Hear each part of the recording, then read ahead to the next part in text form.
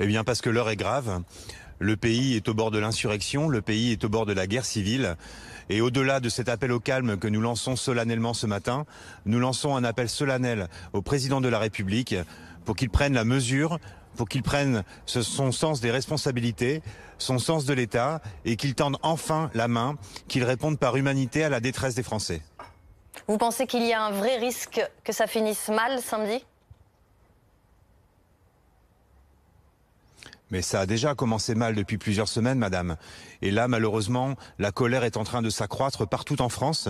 À Paris, c'est une chose, mais un peu partout en région, dans des départements oubliés de la République, la colère se cristallise depuis plusieurs semaines.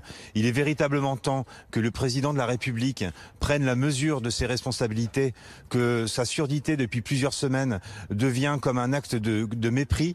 C'est vraiment inadmissible. Nous avons besoin de travailler dans le calme, d'avancer.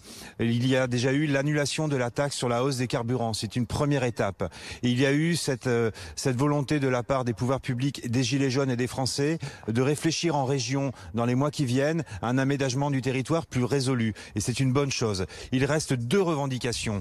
La première, c'est très important, c'est ce besoin de représentativité et de citoyenneté. La mise en place des référendums d'initiative citoyenne. L'instauration de la proportionnelle aux élections législatives.